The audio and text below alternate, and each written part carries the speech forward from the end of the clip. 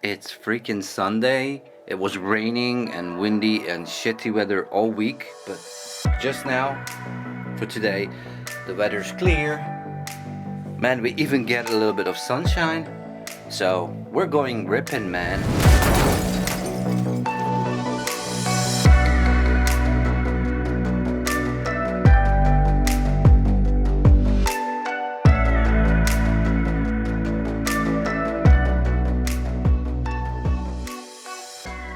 Okay, so it's not the best. I mean, it's quite sunny today, but there's a little bit of wind. But what I wanted to test out is to see how, different maneuvers feel versus the simulator. So, I mean, some of the things will work pretty similarly, but there's a lot of things that we can't get right in the simulator. That is the weight, the wind, and stuff like that. So, really, what I wanted to get a feel of is things that I'm very comfortable doing in the simulator, how they are, in real life. So let's see.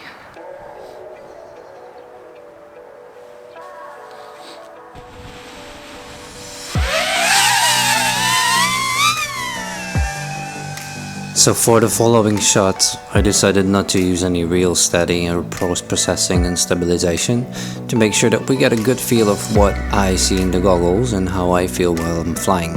Quite a heavy wind here today, so I've been pushed around very much.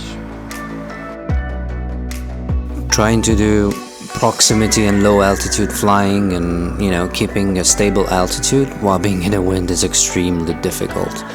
In the simulator it is absolutely easy to do.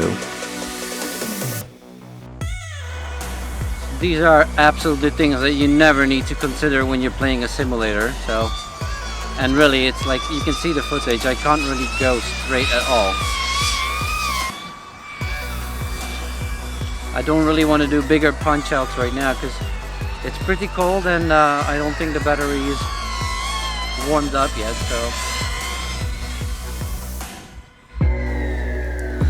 So in the end I decided to call it a day. It was almost impossible to do even straight lines with the wind. So I went back and did some simulator tests. Now as you can see, I do a lot of freestyle in the sim, which is obviously not something that I'm gonna try with a Cinevoop, but regardless, it feels good to be brave.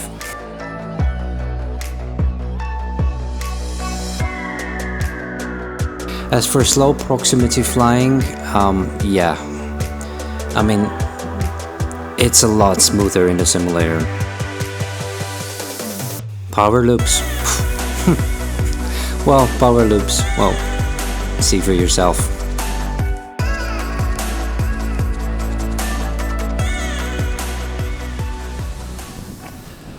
Alright, so we came up to this beautiful spot and I really wanted to test out some of the, split S and dives, and I mean, as you can see, the scene is really nice, quite, nice spot to fly here, but these are the times when I really want a 5-inch.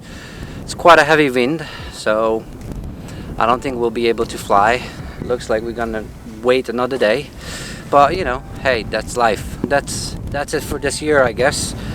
31st of December, so we'll see what next year brings us. So see you and have fun. Obviously, as you could see, I'm a lot more courageous in the simulator, but I think that's normal. You don't have the fear of crashing and burning $1,000. Low to the ground flying.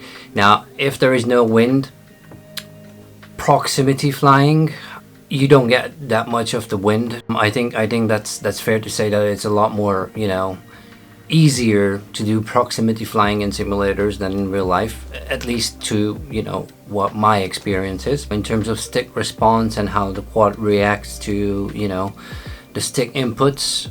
It's pretty much the same as in the simulator, but again, the weight of the GoPro that you have on it, the weight of the batteries, I'm using 1500 milliwatt. I did read some comments that 1300 is recommended, so I'll give that a shot. That will shave off another 30 grams. Looks like that was it for this year. Wishing everybody a wonderful 2022.